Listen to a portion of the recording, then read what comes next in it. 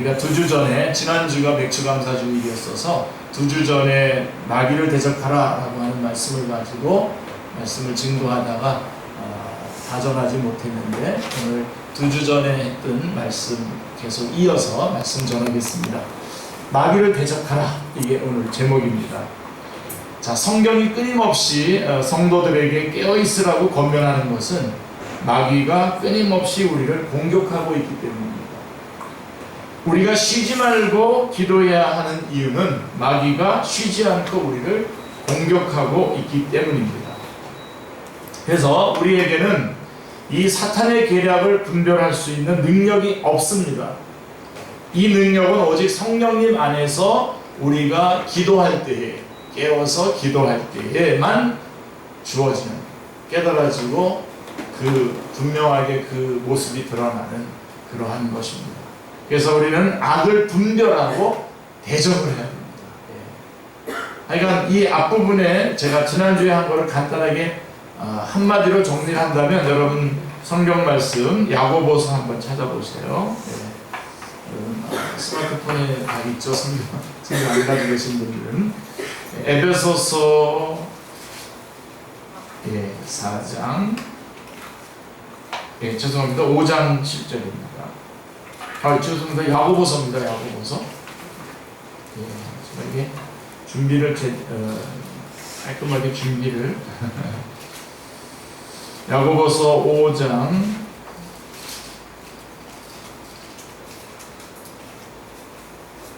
4장 7절입니다. 죄송합니다. 야고보서 4장 7절. 이 한마디로 여러분 모든 것을 물리치시기 바랍니다. 제가 우리 성도님들 한 사람 한 사람 놓고 제가 이번 주에 기도할 때에도 그렇게 기도를 했는데요. 4장 7절에 보면, 그런즉 너희는 하나님께 복종할지어다. 마귀를 대적하라. 그리하면 너희를 피하리라. 딱 하나밖에 없습니다. 제가 3년 전이죠. 벌써 많은 이런 강력한 그런 강력한 공격을 받을 때에 정말 정말 어떻게 해야 될지, 뭐 육체는 난 먹기만 하면 토하고요. 그 다음에 마음속에서는 그 불안과 두려움과, 그 다음에 또 영적으로는 굉장히 어두움이 이렇게 같이 몰아치는 그런 상황 속에서 정말 사단의 공격이 얼마나 집요하고 아주 뭐라 그럴까요? 아주 첨예하게 철저하게 이렇게 들어오는가를. 그래서 저는 또 목사지 않습니까? 그래서 제가 당하고 있는 동안에도 이거를 나중에 설교해야지 해가지고 열심히 이렇게 당하면서도 다 이렇게 정리를 해놓은 게 있습니다. 근데 쭉 정리를 하다가 마지막에 사탄을 물리쳤던 딱 하나입니다. 야고보서 4장 7절에 이 말씀. 사탄을 대적하라. 한마디로 사탄아 물러가라 라고 외칠 때 쫙 물러가는 그런 모습을 보게 됩니다. 그래서 우리가 깨어서 기도해야 됩니다. 깨어서 기도할 때에만 이 사탄의 계략을 분쇄시킬 수 있습니다. 자, 그래서 그런 말씀들을 쭉 전하다가 사탄의 그 주된 전략을 5가지를 여러분에게 제시했습니다. 그렇죠?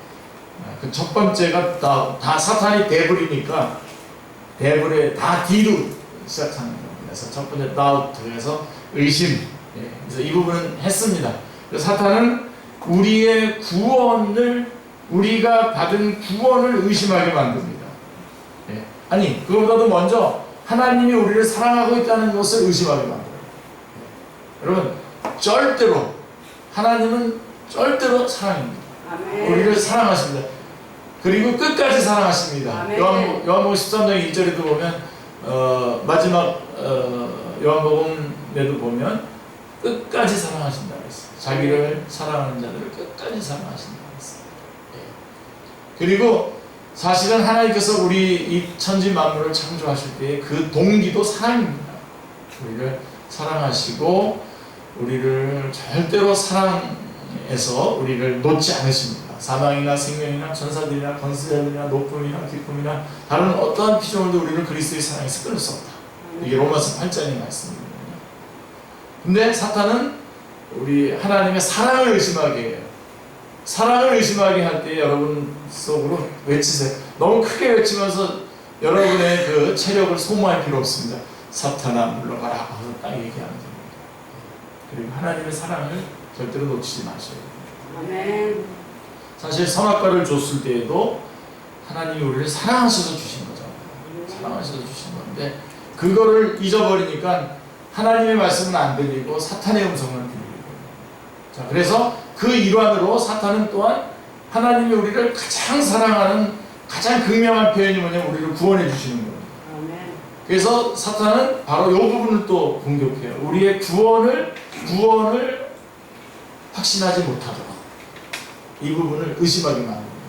사탄은 우리의 구원을 막을 수 없습니다. 그러나 구원받은 확신을 놓치게 하는 일은 할 수가 있어요.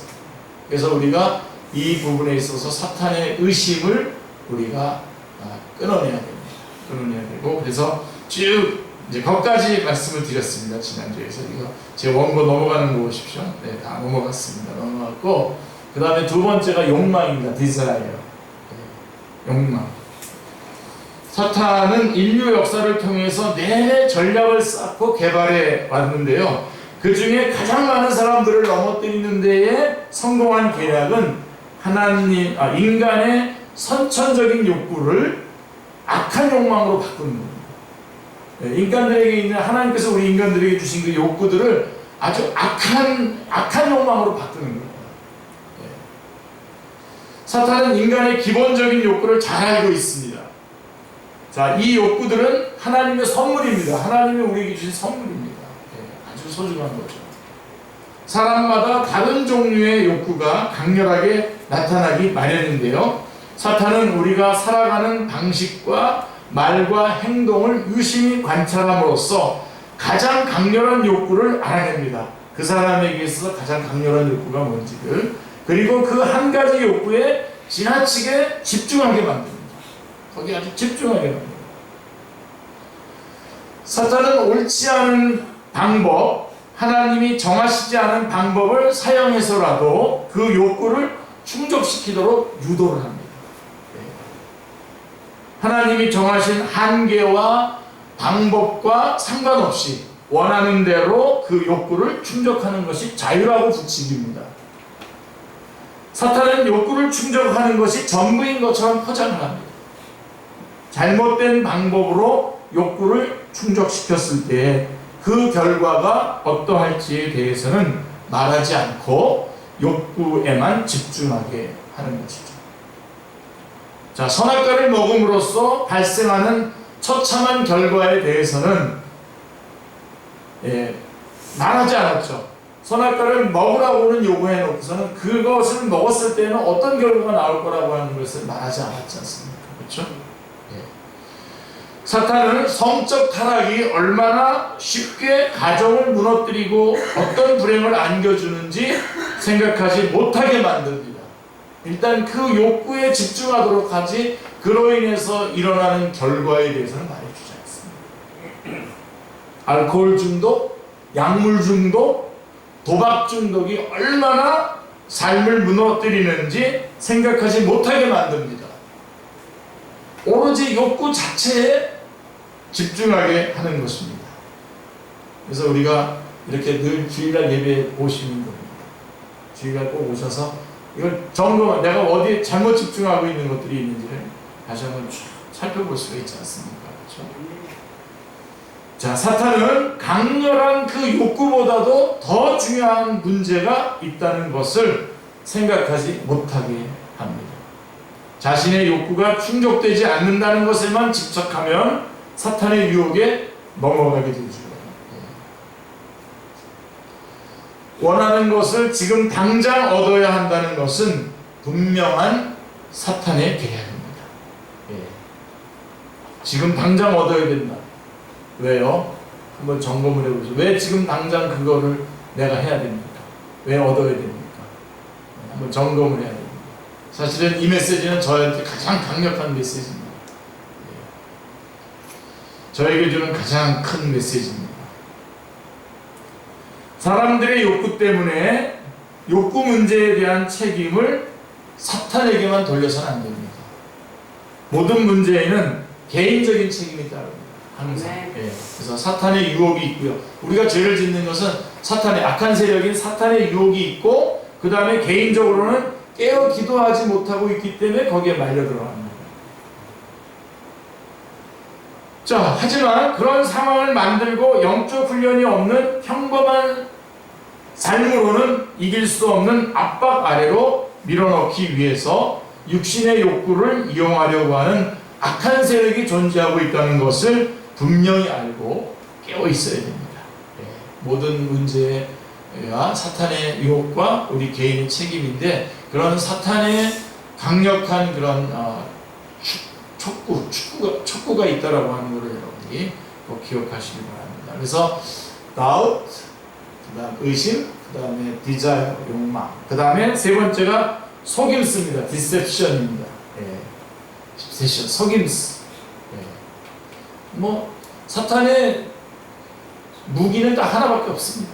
이 속임수입니다, 사실. 진리 대결이죠. 사탄과의 대결은 영적 전쟁의 가장 결정적인 것은 진리 대결입니다. 하나님의 말씀을 얼마나 정확하게 숙지하고 있느냐, 싸움입니다.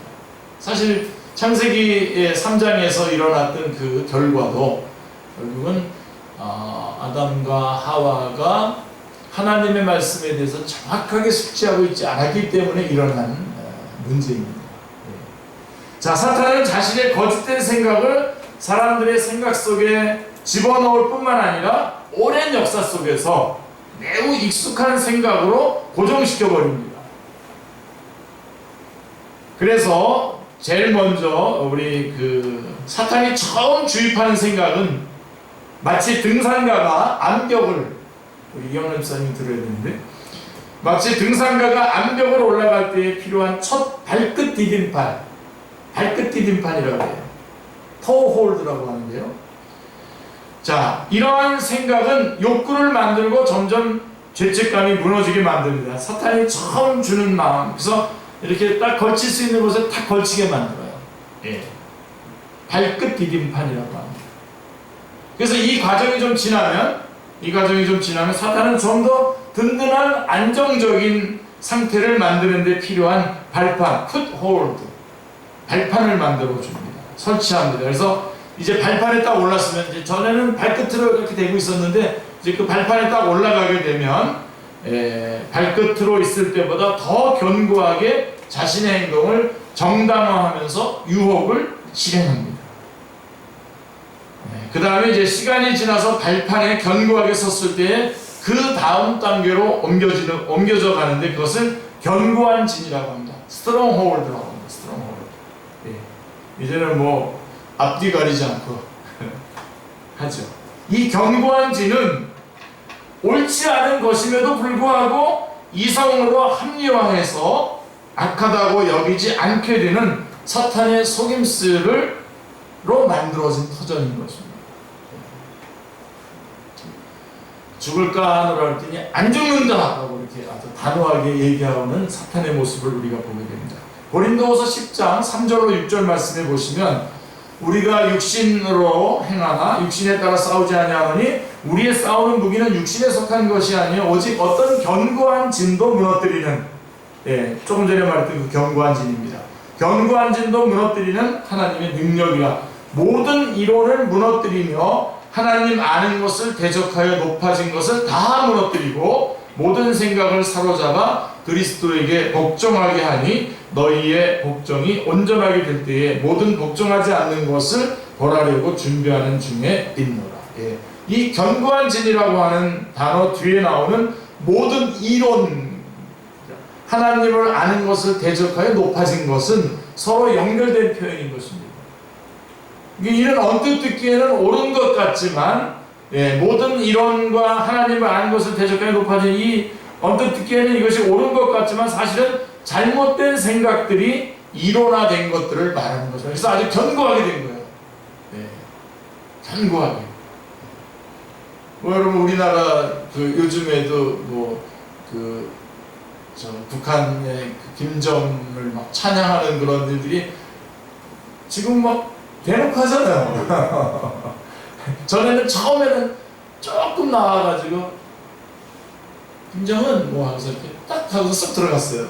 그러니까 이놈들 찾아야지 어디가 어느덧 없어서 이게 좀 그러니까 조금 몇 사람이 모여가지고 김정은 그랬단 말이에요. 그랬더니 또 이거 뭐야? 그랬더니 이제 사람들의 마음속에 저놈들 그냥 저런 놈들이 어느 날 쫙 스크럼을 짜고 쫙 나가서 김정은 환영 뭐 이렇게 예를 그걸 들어서 죄송합니다. 혹시 북한 좋아하시는 분 여기 있으면 용서하십시오. 북한 그런 식으로 처음에는 그렇게 슬그머니 이렇게 발을 넣었다. 그러면서 이제 아예 견고하게 사실이 아닌데도 진짜인 것처럼 이제 그들을 믿는 그게 바로 이론입니다. 견고해진 겁니다. 하나님을 아는 것을 대적하여서 높아진 이 견고한 진. 사람들은 이성적인 논리로만 설명되면 믿고 받아들이지 않습니까? 그러나 이성은 한계가 있습니다. 뛰어난 수학자이자 과학자인 파스칼 여러분 아시죠? 파스칼은 이렇게 말했습니다. 이성의 최고의 성취는 이성에는 한계가 있다는 것을 알게 하는 것이다. 이 파스칼은 굉장히 굉장한 신앙인입니다. 여러분들이 그분의 땅새 같은 책은 꼭 한번 읽어보시는 게 좋습니다. 자, 참된 신앙의 가장 큰 적은 인간의 이성에만 기초한 철학입니다. 무시무시합니다. 이런 걸 가지고 요새는 뭐 또 인문학을 뭐 알아야 된다 그러면서 막 인문학에 대해서 막 얘기하니까 또 우리 기독교인들 중에서도 또 지금 성경이 말하고 있는 하나님의 말씀도 다 알지도 못한 채 인문학을 알아야 되겠구나 그래서 막 인문학 강의들이 줘서 또 한참 난리인데 그러지 말고 여러분 오셔서 하나님의 말씀 성경 공부하시고 교리 공부하시고 창세기 강의 들으시고 이거가 더 중요합니다. 근데 요즘은 그런 것들로 이렇게 인간의 이성에만 기초한 철학 이 참된 신앙의 가장 큰 적입니다. 데카르트의 나는 생각한다, 고로 존재한다라고 하는 말은 가히 혁명적인 명제입니다. 인간의 실존의 이유와 근거를 인간의 이성에서 찾게끔 만드는 것, 이런 것들이 바로 견고한 진입니다. 하나님을 아는 것을 대적하여 높아진 견고한 진들이라고 이런 것들. 근데 우리는 그런 거에 같이 그런 거에 대해서 한마디 같이 말을 못 섞으면 좀 사회에서 밀리는 것 같으니까 그런 것들도 막 알려고 막 요새 인문학 강의. 그다음에 제가 가장 아까 가깝게 지내는 그 목사님이신데 인문학적인 큐티 이런 것도 막 하고 있습니다. 그래서 저보다 나이가 많으셔가지고 제가 어떻게 못하겠는데 뜨셨어요. 그런 거 가지고 막 여기저기서 막 강의해달라고 이기남 목사 불러가지고 지옥 강의해달라고 그런 말을 안 하고요. 그런 것들은 인기입니다. 인간의 실존의 이유와 근거를 인간의 이성에서 찾게 함으로써 수많은 사람들로 하여금 하나님의 계시를 자신 밖으로 밀어내도록 만들었기 때문에 이것이 바로 그 견고한 진인데, 그러나 이 모든 것들을 다 복음으로 말미암아 쳐부실 수 있다라고 하는 것입니다. 사람들이 듣기에는 매우 고상하고 멋있게 느껴지지만 이성에만 의존하는 생각은 거짓이 들어있는 철학적 관념들입니다. 이것이 곧 세계관이죠. 세계관을 형성하게 됩니다. 거짓으로 세계관을 형성하는 거죠. 세계관이란 사람들이 진실로 믿고 그대로 사는 것이 세계관입니다. 예를 들면 불교의 세계관 같은 경우는 우리가 계속 본다는 거 아닙니까? 죽어도 또 다른 본다는 거 아닙니까? 자, 이 세계관은 렌즈와 안경과 같아서 우리는 그 세계관을 통해서 세상을 바라보게 됩니다. 그것의 옳고 그름을 생각할 겨를도 없이 그대로 행동하고 살도록 만드는 것이 세계관입니다. 그래서 사실은 우리가 복음을 전한다라고 하는 것은 세계관 전쟁을 하는 겁니다. 비복음적인 세계관을 뚫고 들어가서 그 사람의 세계관을 성경적 세계관으로 바꾸는 것이 복음 전파입니다. 사람은 자신의 고백대로 살지 않을 수 있습니다. 그러나 자신이 믿는 대로 살 수밖에 없습니다. 세계관은 진실로 사람들이 믿는 것입니다. 어떤 사람의 세계관이 무엇인지 알고자 한다면 그에게 묻지 말고 그가 사는 것을 지켜보라는 말이 있습니다. 특히 그가 어려움과 압박과 위기를 겪을 때에 위기에 처했을 때 그를 잘 관찰해 보라는 겁니다. 어떤 지역은 여러분 아시죠? 선교지의 어떤 지역은 아침에는 와서 성경 공부하고 예배드리고 오후에는 무당집 찾아가서 이렇게 뭐 그냥 투닥거리 하고 그러는 거가 그냥 이렇게 뭐 평범하게 하는 그런 것도 있다는 거 아닙니까? 그래서 어려움과 압박과 위기에 처했을 때에 그를 관찰해 보라는 것입니다. 우리가 매일 말씀을 가까이 해야 하는 이유는 내 안에 있는 우리나라에 있는 세상 속에 있는 잘못된 세계관이 무엇인지를 깨닫고 고쳐가야 하기 때문입니다. 그래서 여러분 제자라고 우리 그리스도인이면 제자라고 하는데 제자는 훈련을 받아야 돼요. 제자 훈련을 받는다라고 하는 것은 뭐냐면 제자 훈련의 골자가 뭐냐면 내 안에 있는 비성경적인 세계관들을 뽑아내고 성경적인 세계관을 집어넣는 겁니다. 그래서 이 성경적인 세계관이 어떻게 형성이 되냐면 하나님의 말씀대로 살았더니 하나님 말씀대로 그대로 되더라 라고 하는 그 성경적인 세계관이 나의 세계관이 되는 거죠. 자, 복음을 전하기 힘든 이유가 무엇입니까? 사탄의 견고한 진들이 세상 속에서 세계관으로 형성되어 있기 때문입니다. 예수 그리스도를 믿어도 내면의 세계관이 다시 세워지지 않으면 겉은 그리스도인이나 한꺼풀 벗겨보면 그 안에 샤머니즘이 있고 유대교가 있고 때로는 무서운 우상들이 숨어 있을 수 있습니다. 이처럼 조상 때부터 내려오는 잘못된 세계관, 너무나 익숙해져서 나 자신도 분별하지 못하는 것이 바로 견고한 진입니다. 이를 통해 우리는 계속해서 속고 살아가고 있는 것입니다. 영적 전쟁의 중요한 측면은 세계관 전쟁으로 나타납니다. 선교사가 선교지에서 한 영혼을 구원하는 일이 왜 그렇게 어렵습니까? 그 사람을 지배하고 있는 세계관이 그를 사로잡고 있기 때문입니다. 여러분, 우리나라 사람들은 어떤 세계관이 사로잡고 있을 것 같습니까? 우리나라 사람들은 다 샤머니즘이 딱 잡고 있습니다. 뭐 누가 뭐라 그래도 우리 뭐 찬영이나 뭐 우리 건이 같은 경우 우리 아이들이 이런 것들에 대해서 알까 하는데 쭉 파고 들어가 보면요, 어느 날 보면요 쓱 이게 나옵니다. 샤머니즘적인 게 쓱 나와요.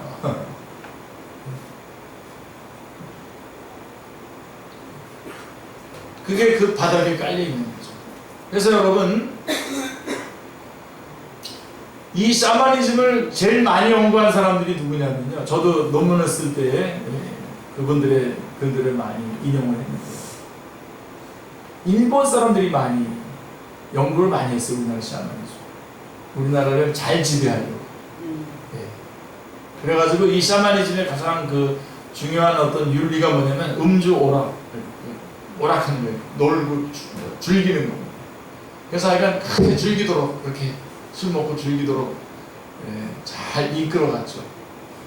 그 다음에 누가 연구를 많이 했을 것 같습니다. 선교사님들이, 선교사님. 이 샤머니즘이. 그러니까 여러분, 한국에서 목회하려면 뭘 알아야 됩니까? 한국에서 목회하면 샤머니즘을 모르고 목회한다는 것은 안 되는 겁니다. 근데 이기란 목사는 샤머니즘을 연구했어요. 여러분은 그래서 지금 어떻게 보면 여러분들이 저를 이렇게 어떤 모임 같은 데 가면 제 눈치를 보는 사람이 있어요. 어떤 분위기를 분위기가 막 일어나게 되면 그 분위기에 그냥 뛰어들지 못하고 제 눈치를 보는, 이 분위기에 내가 들어가도 되나 안 들어가도 되나, 이기란 목사의 얼굴 표정이 어떤가 이렇게 보는 사람도 있어요. 왜냐면 걔가 그거를 갈라주기 때문에 그런데 정확하게. 지금 저거는 기독교가 아니에요. 지금 저렇게 하는 거는 저거 어이가 저거.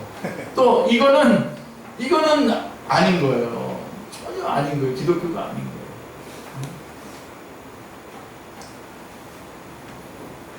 여러분, 예를 들면 우리 그 무당들의 그 제도 가운데 단골 제도가 있어요. 단골. 무당들이 자기 그냥 그 단골이 집집마다 다 돌아다니면서 신방을 했다고요. 그래서 그 저쪽에 가면 옛날에 우리 여러분 옛날 집들 가보면 대문이 있고 저쪽 뒤에 가면 꼭 문이 또 하나 있죠. 저 뒤쪽에. 그게 이제 무당들이 드나들고 있는 문입니다. 그게 크리스천라이징 된 게 신방제도입니다. 신방. 그 다음에 우리가 이렇게 귀신이 이렇게 내려오잖아요. 귀신에 쓰인다 그러잖아요. 성령님을 받는 거를 갖다가 귀신이 쓰인다는 개념으로 이걸 이렇게 번역을 한 거예요. 그래서 우리나라 사람들은 여러분 영에 대한 개념이 없습니다. 영이 뭐예요, 영이? 지금은 많이 이제 이해가 많이 이제 기독교가 많이 이렇게 되면서 영에 대한 이야기들을 합니다만은 그래서 옛날에는요 성령이 아니라 성신이라고 했어요. 성신이 오셨네, 성신이 오셨네 이러면서 내가 막 나는 떠나고 나는 헷갈딱 하고서 넘어가면 그날 은혜 받았다 그러지만 제가 볼 때는 그게 귀신에 들리는 거죠. 귀신. 여러분 성령님은 우리 안에 오셔서 인격이시기 때문에 우리의 자아를 뭉겨뜨리지 않습니다. 우리 자아를 더 오히려 밝게 해주고 인격적인 관계로 만들어주는 거예요. 근데 이게 막 똑같은 박자로 막 이렇게 해서 이게 똑같은 박자인데 여러분 잘 해보세요. 여러분 박자 여러분들 다 해보세요. 덩덩덩덩 쿵덩덩덩덩 이게 무당 박자로 쭉 넘어가는 거예요. 주문도 다 압니다만 이제 여기서 말았습니다. 그렇게 해서 하는데 이름만 이제 그리스도, 하나님, 성령님 이렇게 싹 바꿔놓는 그런 수가 있는 겁니다. 그러니까 디샤마나이제이션 해야 됩니다. 이 샤머니즘적인 것들에서 뽑아내야 됩니다. 그래서 우리 한국 교회가 많이 부흥했었던 이유는 지금은 좀 많이 그런 것들이 지금 영향을 점점점 잃어가고 있습니다만 우리 한국 교회가 부흥했던 것은 샤머니즘하고 기독교가 똑같이 정령설적인 세계, 애니미스틱 월드뷰 같아요. 영의 세계를 인정하고 어떤 사건 안에 의미가 있다라고 하는 것을 같이 인정하는 거기 때문에 접촉점이 있어요. 근데 접촉점이 돼서 교회 안에 들어왔다고 한다면 그 잘못된 부분들은 빼내고 정말 기독교로 돌아와야 되지 않습니까? 그러니까 그런 세계관 싸움. 그래서 선교지에 갈 때 우리가 뭐 이슬람에 대해서 연구하는 이유가 뭡니까? 그 이슬람을 연구하다 보니까 이슬람을 믿는다고 하지만 진짜 사람들이 이슬람에 진짜 그 책 이름이 뭐죠? 코란도 한번 읽어보지도 않았다는 거 아닙니까? 그러니까 이제 여기서 이제 그 혼돈이 오는 거예요. 그러니까 그런 것들에 대한 것까지도 연구. 그래서 어떤 분은 제가 파키스탄에 갔을 때는 어떤 분은 거기 있는 선교를 어떻게 하냐면 모슬렘들을 놓고 코란을 같이 공부하면서 전도해요. 코란을 같이 공부하는 거예요. 코란을 공부하다 보니까 이건 저대로 믿을 수 없는 종교네. 이걸 얘기해주고 예수 믿으라고. 그분하고 하루 종일 그 교제를 나눴던 기억이 납니다. 그래서 이 세계관 전쟁이죠. 세계관 전쟁. 사람의 힘으로는 이 세계관을 무너뜨릴 수 없습니다. 오직 말씀과 성령님의 역사만이 그것을 가능하게 합니다. 아멘. 초자연적인 기적이 일어나야 그 세계관이 깨어집니다. 우리가 익숙하게 여기는 거짓된 세계관을 통해 속고 있는 속임수들이 깨어져서 영적 전쟁에서 승리할 수 있습니다. 아멘. 복음이 전해지면서 때로 초자연적인 기적들이 나타나는 이유는 바로 세계관을 깨트리기 위해서인 겁니다.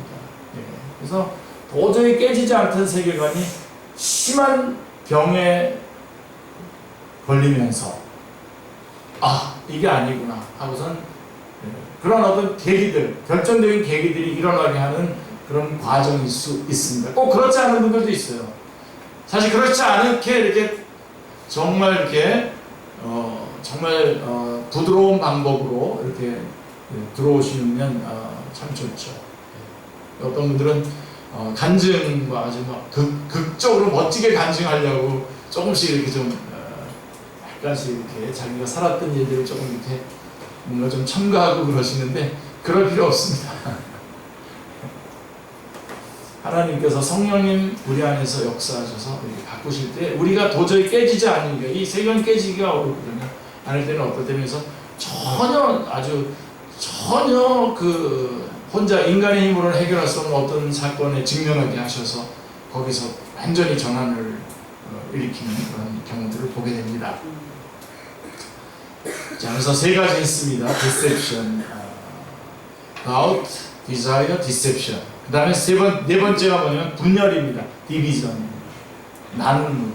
사탄의 전략 중에 아주 정말 제가 그 진면목을 그 진상을 보면서 정말 되게 싫어하는, 징그럽게 싫어하는 것이 바로 이 디비전입니다. 분열입니다. 사탄의 목표는 하나님이 세우시는 관계를 무너뜨리는 것입니다. 선교지에서 복음을 전하는 사역자들이 받는 사탄의 공격 중에서 가장 큰 공격이 뭘 것 같습니까? 동료 선교사의 공격입니다. 동료 선교사. 저는 어저께만 하더라도 축구를 했는데요. 축구를 하면서 제가 뭐 어저께 골도 넣고 참 잘했습니다. 근데 상대방 팀에서는 좋아요. 최고라고 그러는데 우리 팀에서는 그렇지만 그거를 패스를 해야지 네가 넣으면 어떡하냐. 그래가지고 갈라요.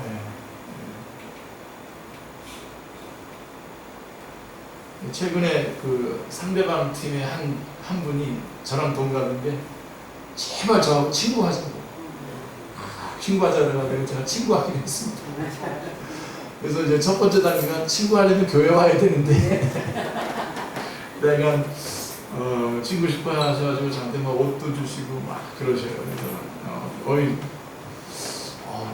참 혹시 남자끼리 뭐 그런 건가 그런 생각이 드는데 그런 건 아니고요. 아닌데 근데 이런 것들을 갈라놓는 거, 이 갈라놓는 게 이게 사탄의 전략입니다. 무시무시합니다 이거. 자, 여러분 동력자들이 함께 기도하지 못하고 협력하지 못하고 서로 적이 되게 하는 것. 비난과 거짓된 소문으로 서로 싸우고 헐뜯게 만드는 것입니다. 교회 공동체 안에서 한 사람이 다른 누군가와 서로 원수가 된 관계에 놓여 있다면 원수는 상대방이 아닙니다. 두 사람의 공동의 적은 바로 분열을 부추기는 사탄인 것입니다. 분명 불가피한 분열이 있어요. 갈라질 때 갈라져야 되죠. 어떤 이단 사설이라든가 이런 것들이라든가 근거 없이 사람들을 비난하고 어려움으로 궁지로 몰아가는 것에 대해서는 뭐 불가피한 분열이 있습니다. 참과 거짓을 선택해야 하는 분열은 있을 수밖에 없습니다. 이 부분에서 뭐 이렇게 머뭇거리다가는 뭐 큰일 나죠. 단호하게. 그래서 여러분 이단 사설에 대해서 어떻게 해야 됩니까? 한두 번 아니라고 그만두라고 그러지 말라고 말하고 난 다음에는 한두 번 말하고 나면 딱 떠나야 됩니다. 괜히 뭐 이 사람을 뭐 전도한다 어쩐다 이건 다 쓸데없는 짓입니다. 사탄이 얼마나 센데요. 6이잖아요. 6. 우리는 1입니다. 하나님 7이고. 그러니까 언제나 우리 1대6으로 당합니다. 혼자 당하면. 하나님과 함께 했을 때에 8대6으로 이길 수 있는데요. 만만하게 보시면 안 됩니다. 그래서 딱 성경이 몇 마디 하고 딱 물리치라고 말하고 있는 거거든요. 자, 물론 그래서 하나님은 거짓과 악이 하나가 되라고 말씀하지 않으십니다. 물론 거짓된 하나됨도 있습니다. 사탄과 악한 영들도 분열하지 않고 하나가 되어서 일합니다. 그렇죠? 적그리스도가 있고요. 적그리스도라고 하면 요즘에 적그리스도가 누군가요? 이만희가 적그리스도죠. 거짓 선지자가 있어요. 거짓 선지자 누굽니까? 박옥수죠. 자기가 저건 아니에요. 자기가 아니지만 거짓 선지자예요. 거짓으로 이렇게. 근데 이 악한 영과 함께 이 사람들은 똘똘 뭉치죠. 자기 그쪽 분야에서는 똑같이 뭉칩니다. 하나가 되죠. 거짓된 하나됨이죠. 하지만 불필요한 논쟁과 권력투쟁과 불신과 상처로 인해 분열되는 것은 사탄의 계략에 넘어가는 것입니다. 사탄의 계략에 넘어가는 거죠. 사도 바울이 가장 사랑하고 기뻐한 빌립보 교회 성도들에게 한 가지 흠이 있다면 바로 내부 리더십의 분열입니다. 기억나시죠, 여러분? 유오디아를 권하고 순두개를 권하고, 어떨 때는 제가 중국에서 이렇게 할 때는 순두부라고도 얘기하는데 순두부는 아니고요. 유오디아하고 순두개, 아마 제 생각으로는요, 이거 그 연구를 좀 해보면요, 그 빌립보 교회에도 여전도회가 4개의 여전도회가 있었던 것 같아요. 여전도회 회장들이죠. 서로 싸우는 거예요. 싸우는 게 딴 거 없어요.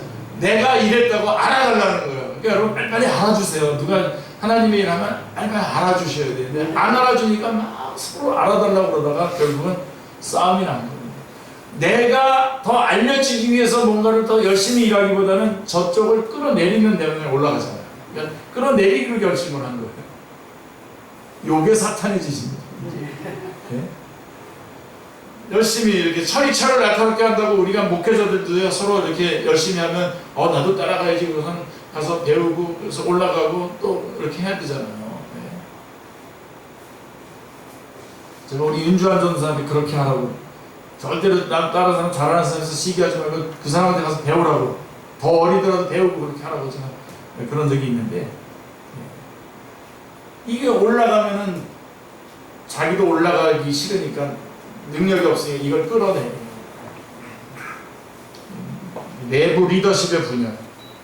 그래서 그는 유오디아와 순두개에게 주 안에서 같은 마음을 가지라고 권면한 것이 빌립보서 4장 2절의 말씀입니다.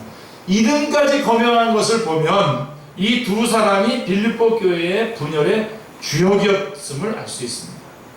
사도 바울과 실라와 디모데는 데살로니가에 있는 교회를 방문하고자 간절히 갈망했지만 사탄이 막았습니다.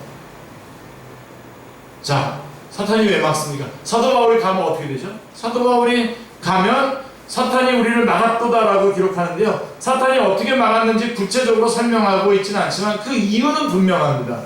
사도 바울 일행이 데살로니가 교회에 가면 큰 영적 부흥이 일어날 것이고 하나됨의 역사가 일어날 것이기 때문입니다. 사탄은 하나님의 사람들이 성령님에 이끌려 하나님의 공동체를 일으키려고 할 때에 공격합니다. 찰스 스퍼전이 이렇게 말했어요. 여러분 잘 마음속에 잘 새겨두시기 바랍니다. 마귀가 조용할 때는 내가 선한 일을 하고 있지 않다는 분명한 증거로 여겨야 합니다. 사람들이 여러분에게 거짓을 말하며 중상모략하기 시작할 때에 바로 그때가 하나님 나라가 도래하고 있다는 증거인 것이다 라고 이렇게 말하고 있습니다. 여러분 사탄을 물리치고 이기십시오 그랬더니 목사님 저는 뭐 이렇게 사탄하고 이렇게 마주치는 일이 별로 없는데요. 예, 안 마주치겠죠. 사탄과 같은 방향으로 가는데 마주치겠습니까? 사탄은 조용하죠. 싸움도 없죠. 예.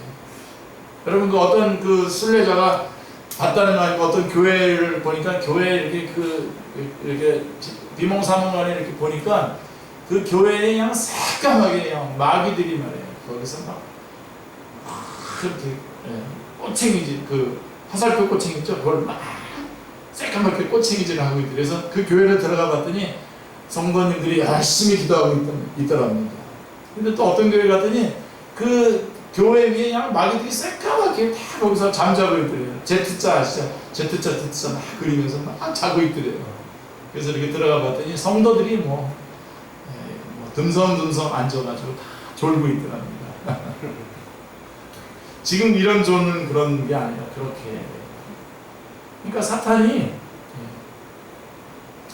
싸우셔야 됩니다. 싸움이 여러분 안에서 물론 쓸데없는 싸움에 여러분들이 괜히 참여해가지고 쓸데없는 싸움에 들어가시진 마시고요. 여러분들이 그리스도인으로 바르게 살아가는 가운데에 말씀대로 살아가는 가운데에 사탄의 도전이 여러분 안에 있는 그런 삶을 사셔야 됩니다. 그런 삶을 사셔야지 그냥 사탄과 같은 마음으로 대충 타협하고 또 넘어가고 스스 넘어가가지고 이렇게 하다 보면 결국 나는 헤어나올 수 없는 자리에 빠지게 됩니다. 그리고 여기에서 이제 분열이 일어나는 거죠. 자, 우리가 서로 하나 되어서 예수 그리스도를 전파하고 하나님 나라의 복음을 증거할 때에 사탄은 우리를 방해하고 공격할 것입니다. 그러나 그때에도 우리는 하나가 되어서 성령님 안에서 하나가 되어서 나가야 됩니다. 사탄은 이제 분열을 하고요. 그 다음에 마지막 5번째가 뭐냐면 낙심입니다. 이제 조금 빨리 마무리하겠습니다. 낙심계, discouragement. 다 D자로 시작합니다. 낙심입니다. 낙심. 이는 이 시대에 사탄이 가장 즐겨하는 계략입니다. 낙심하게 하는 것. 사탄이 가장 즐겨하는 계략입니다. 이건 여태까지 뭐 어떻게 들으셨더니 지금 이 시간부터 정신 바짝 차리고 한 5분 동안 바짝 차리고 듣고서 딱 붙잡고서 이겨내셔야 됩니다.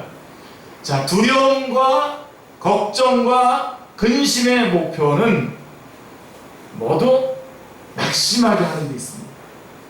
사탄은 그래서 우리를 두렵게 하고 걱정하게 하고 근심 가운데 빠지게 합니다. 그래서 우리로 하여금 낙심하게 만듭니다. 시편 42편에 보면 낙심한 영혼의 부르짖음이 나오죠. 내 영혼아 내가 어찌하여 낙심하며 어찌하여 내 속에서 불안해하는가 라고 5절에 말씀하고 있습니다. 자, 이 시편 기자는 낙심으로 공격하는 사탄과 싸운 것입니다. 낙심에는 많은 원인이 있습니다. 우선은 기질상의 문제가 있습니다. 어떤 사람들은 본래 쉽게 낙심하는 그런 우울증적인 기질을 가지고 태어납니다. 이 사람들은 언제나 지나친 자기 반성을 합니다. 지나친 자기 반성. 그런데 사탄은 이러한 지나친 자기 집중에 주목을 합니다. 여러분 하나님의 자녀입니다. 하나님의 형상으로 지음받았고 예수 그리스도의 피로 말미암아 구원받은 하나님의 자녀입니다. 여러분이 잘못 안 했는데 잘못됐다 그러지 마십시오. 아멘. 이게 무슨 다 그냥 정말 하나님의 마음으로 사람 영혼들을 사랑하기 때문에 그들을 잘 돌보지 못했기 때문에 내가 잘못했다라고 하면서 그런 의미의 어떤 그런 거가 아니라고 한다면 당당해야 됩니다. 자기 애가 자기 애건 자기를 사랑하는 자기 애건 자기 과신이건 자신에게 주목할 때를 이용해서 사탄은 사람들을 완전히 낙심시켜버리는 것입니다.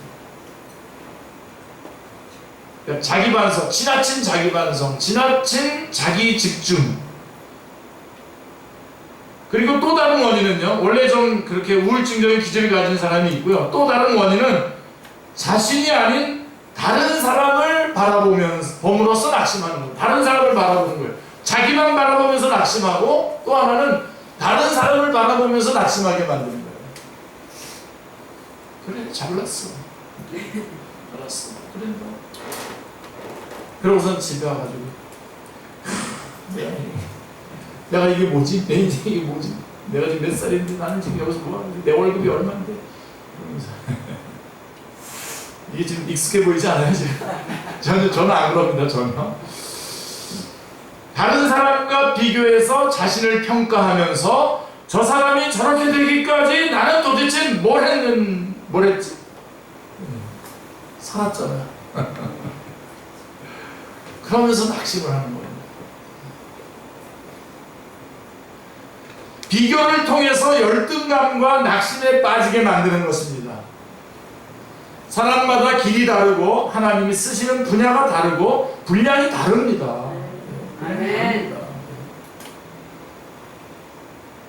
우리 어떤 목사님이 우리 선배 목사님이 항상 얘기하지 않습니까? 저희가 교회가 적은 교회를 모여서 어떤 사람은 대창으로도 쓰고 하나님은 대창도 쓰시고 어떤 사람은 바늘도 쓰시지 않냐? 바늘도 바늘 역할을 하면 되지. 기분은 좋지는 않습니다. 가만히 생각하면 맞는 말이잖아요. 반으로 쓰게, 반환도 필요하지만 대창도 필요한데 꼭 대창으로만 쓰여야 됩니까? 그런 겁니다. 네. 현재 자신이 아닌 다른 어떤 사람을 바라보는 것, 그런 사람이 되기를 바라는 것, 그거를 또 사탄이 이용합니다. 그것이 우리를 낙심하게 합니다. 사탄으로 하여금 좋아하게 하는 생각입니다. 나의 나된 것은 하나님의 은혜입니다. 아멘. 꼭 붙잡으세요. 지금 여러분의 이 모습으로 이렇게 있는 것은 하나님의 은혜입니다. 아멘. 더도 들도 어떤 것이 아닙니다. 아멘. 하나님께서는 여러분, 하나님이 바보입니까? 하나님이 뭘 몰라서 우리를 지금 이렇게 놔뒀겠습니까? 이것이 뭐 어쩌다는 겁니까? 하나님이 지금 이렇게까지 이 자리에 세워주신 겁니다. 아멘. 이런 모습으로 나를 이 자리에 세워주신 겁니다. 아멘. 이거를 다른 사람과 비교하면서 낙심하게 만드는 것, 이게 사탄의 전략입니다. 아주 강력한 전략입니다. 별로 힘 안 쓰면서 우리를 공경에 빠뜨리는 전략입니다.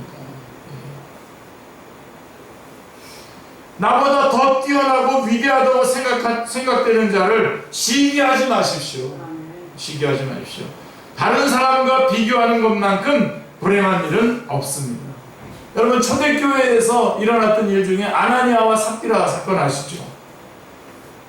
모든 것을 팔아서 헌금한 바나바라고 하는 사람이 모든 자기 재산을 다 팔아가지고 헌금을 했거든요. 그 사도들이 복음을 전하고 전도하는 일에 돈이 필요하겠구나. 그래서 자기 재산을 팔아서 사도들 발 앞에 뒀어요. 그게 너무 좋아 보인 거예요.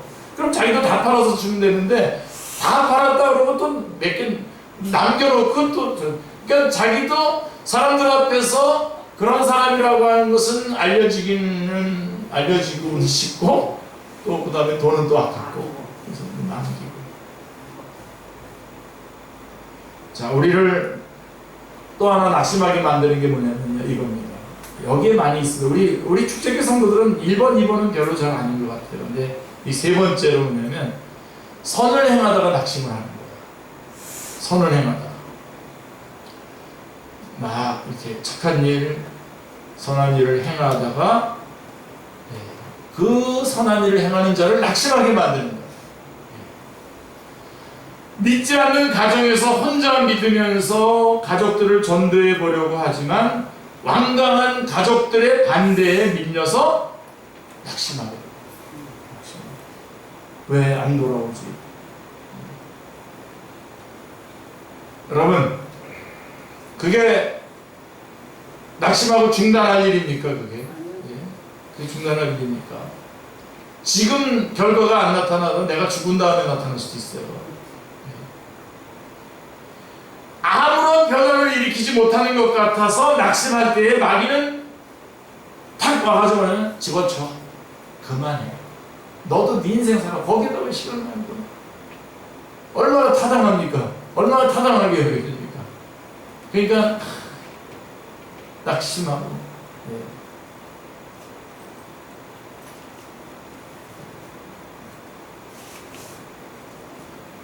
제가 몇몇 분들을, 우리 축제교회 성도님들 중심으로 해서 열심히 기도해서 또 그 기도를 열심히 또 날라드리지 않습니까? 와서 뭐라 그래요, 어떤 분들이. 그러고 있습니다. 한 달에 한 번만 보내드리겠습니다. 근데 저는 매일 그분들을 위해서 기도하고, 매일 여러분들을 위해서 기도하고 싶거든요. 그러고 그렇게 살아가길 원하거든요. 근데 이게 와가지고 자꾸만 그만두라고. 집어치우라고 합니다. 여러분들이 이 말씀을 듣고, 목사님 고맙습니다 라고 한 번씩, 한 달에 한 번이라도 답장을 보내시겠죠. 자, 스가랴 4장은 바벨론 포로 생활에서 돌아와 성전을 재건하려고 하는 백성들의 노력이 너무나 작은 것처럼 보여서 낙심해서 스스로 멸시하는 이들이 있었음을 보여주고 있습니다. 작은 일의 날이라고 멸시하는 자가 누구냐라고 스가랴 4장 10절은 말씀하고 있습니다. 여러분, 하나님의 일 가운데에 어떤 것은 매우 작습니다. 그러나 그것이 선한 일이라면 하나님의 일입니다. 아멘. 하나님의 하나님의 일은 그것이 작든 크든 하나님의 일입니다. 아멘. 갈라디아서 6장 9절은 이렇게 말합니다. 우리가 선을 행하되 낙심하지 말지니 포기하지 아니하면 때가 이름을 거두리라. 아멘. 그것이 내 당대에 얻을 수도 있고 그렇지 않으면 하나님께서 절대로 그냥 넘어가지 않는단 말입니다. 아멘. 심는 대로 거둔다는 말씀도 바로 거기 갈라디아서 6장에 같이 나오는 겁니다. 예수님은 항상 기도하고 낙심하지 말아야 될 것을 말씀하고 누가복음 18장 1절 2절에 보면 1절에서 그 비유를 얘기하기 전에 먼저 선언하십니다. 항상 기도하고 낙심하지 말아야 될 것을 말씀하기 위해서 비유를 하고 있는 것을 봅니다. 자, 기도할 때 다가오는 마귀의 계략이 뭔지 아십니까? 낙심하게 하는 겁니다. 기도의 가장 무서운 적이 뭐냐면 첫 번째는 기도를 못하게 기도의 가장 큰 적은 기도를 안 하는 것이고 두 번째는 기도하다가 낙심하게 기도하고 낙심하게 만듭니다. 여러분 일단은 기도는 해야 돼요. 어쨌든 아멘. 그러니까 길거리를 지나가든 뭐 화장실에서 앉아있었든 다 기도하셔야 됩니다. 네? 잠자기 전에도 기도하고 그냥 잠자면서도 기도문을 틀어놓고 자든지 그러니까 기도를 해야 되는데요. 그 다음에 기도를 하면서도 하게 뭐냐면 뭔가를 내가 원하는 대로 이루어지지 않는 것처럼 여겨지기 때문에 낙심하게 만듭니다. 그게 큰 적입니다. 여러분 낙심될 때마다 하나님의 얼굴을 구하십시오. 눈을 들어서 하나님을 바라보시길 바랍니다. 이사야서 40장 31절이 뭐라고 말씀합니까? 오직 여호와를 앙망하는 자는 새 힘을 얻으리니 독수리 날개치며 올라감 같을 것이요 다른 박질하여도 곤비하지 아니하고 걸어가도 피곤치 아니하리라. 아멘. 말틴 로이드 존스 목사님은 참된 그리스도인은 낙심하고 침체될 권리가 없다라고 말했습니다. 우리는 낙심하지 않고 하나님을 앙망함으로 날마다 새 힘을 얻어야 합니다. 아멘. 자, 결론입니다. 우리에게는 사탄의 계략을 분별할 수 있는 능력이 있습니까? 없습니까? 있습니다. 예, 일단은 없어요. 우리 스스로는 없어요. 세상에서 얻을 수 있는 것도 아닙니다. 이는 오직 성령님 안에서 깨어서 기도할 때만 주어지는 겁니다. 아멘. 깨어서 기도할 때만 주어집니다. 그러니까 여러분 감히 기도하지도 않고 아무 일도 안 당할 것처럼 그러면서 마치 그게 믿음인 것처럼 살지 않으시길 바랍니다. 무슨 말이 생각났는데 그 말을 하면 너무 안 되겠을 것 같아서 때문에 예수 그리스도 안에 거하는 사람만이 사탄의 어떤 계략이든 분별해내고 이길 수 있습니다. 아멘. 예. 우리는 주 안에서 주의 힘의 능력으로 강건해져야 합니다. 대적하는 마귀가 아무리 날뛰며 공격해와도 예수 그리스도가 내 안에 내가 예수 그리스도 안에 거하는 자들은 결코 무너뜨릴 수 없다는 확신을 가지고 담대하게 마귀를 깨어서 마귀를 대적하셔야 됩니다. 아멘. 대적할 때 승리할 수 있습니다. 승리가 우리에게 보장합니다. 아멘. 감사합니다. 사탄이 우는 사자와 같이 저희들을 끊임없이 공격하고 있는데 하나님 저희들은 깨어서 쉬지 않고 공격하고 있는 그 공격을 막아낼 뿐만 아니라 대적하여 깨어서 대적하여 승리하게 하여 주옵소서. 사탄의 전략들을 정확하게 저희가 알았사오니 이제는 분별력을 가지고 분명히 깨어서 대적하게 하여 주시고 승리하게 하여 주시옵소서. 그래서 하나님께 영광 돌리고 저희들에게는 큰 기쁨이 넘치게 하여 주시옵소서. 감사드리오며 주 예수 그리스도의 이름으로 기도드리옵나이다. 아멘.